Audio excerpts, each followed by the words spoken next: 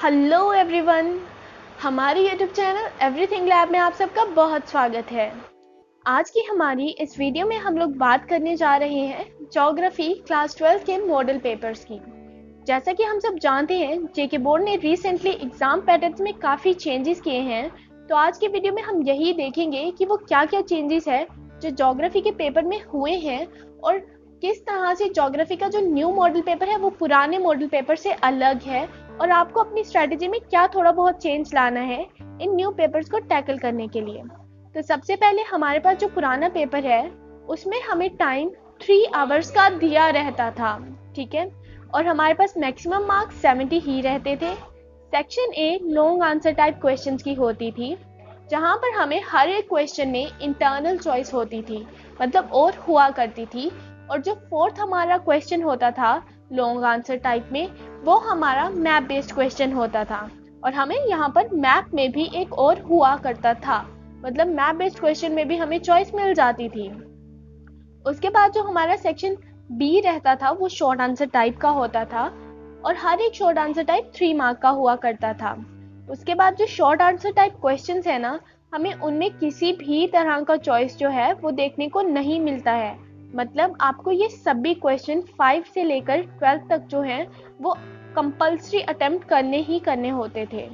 Next section हमारे पास very short answer type का आता है और वो 2 मार्क्स के हुआ करते थे। हर क्वेश्चन 2 मार्क्स का हुआ करता था और इनमें भी किसी भी तरह की हमें इंटरनल चॉइस या चॉइस देखने को नहीं मिलती है, मतलब सभी क्वेश्चन अटेम्प्ट करना कंपल्सरी थे। उसके बाद नेक्स्ट सेक्शन जो हमारा होता था वो होता था ऑब्जेक्टिव टाइप का, यानी 1 वर्ड्स का। तो यहाँ पर हमें अलग अलग सेक्शंस, अलग अलग क्वेश्चंस देखने को मिलते थे पार्ट में। जो फर्स्ट पार्ट होते थे उसमें हमें बेसिकली 4 क्वेश्चंस देखने को मिलते थे एमसीक्यूज, यानी जिनमें आपको multiple choice questions with no choice. जो बी पार्ट होता था वो होता था ट्रू फॉल्स का, स्टेटमेंट्स का। उसमें 3 स्टेटमेंट्स आती थी, आपको बताना होता था ट्रू है या फॉल्स विद नो चॉइस, सभी आपको अटेम्प्ट करना जरूरी है। उसके बाद हमारे पास सी पार्ट आता था फिल इन द ब्लैंक्स का, 3 फिलअप्स होते थे और 3 के 3 आपको अटेम्प्ट करने होते थे।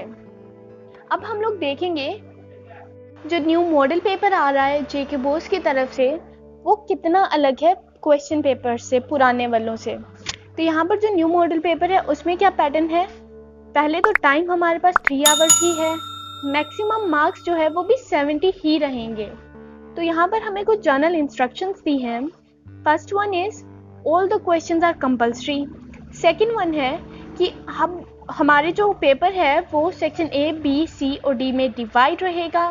सेक्शन ए जो है उसमें 18 क्वेश्चंस होंगे 1 मार्क्स के और सेक्शन बी जो है उसमें 4 क्वेश्चंस होंगे 3 मार्क्स के।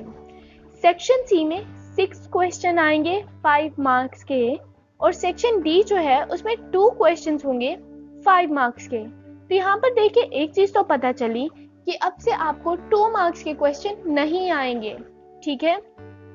और जो लॉन्ग आंसर है उनमें भी क्वेश्चंस जो है उनकी स्ट्रेंथ ज्यादा हुई है, पहले सिर्फ 4 थे 3 क्वेश्चंस और जो फोर्थ वन वाला था वो था मैप बेस्ड क्वेश्चन, राइट। तो यहाँ पर हमारे पास सेक्शन ए देख लेते हैं हम लोग। आप इनको सॉल्व करने की कोशिश करिए एक बार, एमसीक्यूज वगैरह आपसे सॉल्व होते हैं या नहीं। तो यहाँ पर हम लोगों को कुछ क्वेश्चंस दिए हैं एमसीक्यू। जो क्वेश्चन सेक्शन ए होगी, पहले एमसीक्यू जो 1 मार्क के क्वेश्चंस होते थे ना, वो हमारी लास्ट सेक्शन डी में हुआ करते थे, बट अब ये स्टार्टिंग में ही आ जाएंगे।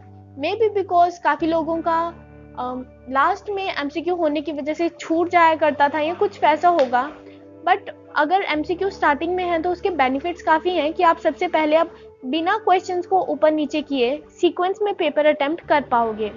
यहाँ पर हमारे पास 18 एमसीक्यू हैं और इन 18 में से किसी में भी आपको चॉइस नहीं मिल रही है, आपको 18 के 18 करने हैं। मतलब यहाँ पर यह है कि अगर आपको आता है तो ठीक, नहीं आता है तो 1 नंबर सीधे गया। सेक्शन बी हमारे पास 3 मार्क्स के क्वेश्चन होंगे और जो 3 मार्क्स के क्वेश्चन है वो हमें बस 4 ही आएंगे, मतलब 4 क्वेश्चन है 3 मार्क्स के। पहले यहाँ पर वेरी शॉर्ट हुआ करते थे, अब वो नहीं है। सेक्शन सी है 5 मार्क्स के क्वेश्चंस और जो 5 मार्क्स के क्वेश्चंस हैं वो अब आपको 6 आया करेंगे। पहले 5 मार्क्स के क्वेश्चंस हमें 4 हुआ करते थे, ठीक है। सॉरी लॉन्ग आंसर जो है वो 4 हुआ करते थे, जिसमें से जो लास्ट वाला होता था 4th वो मैप होता था।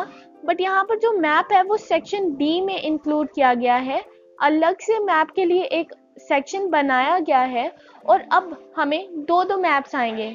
ठीक है, लास्ट 2 क्वेश्चन जो है वो हमारे मैप्स के ऊपर बेस्ड होंगे, जबकि पहले क्या होता था, पहले हमें मैप में चॉइस दिया रहता था। लाइक क्वेश्चन नंबर 4 अगर मैप का है तो उसमें आपको और दिया रहता था, या तो ये वाला मैप करो या ये वाला।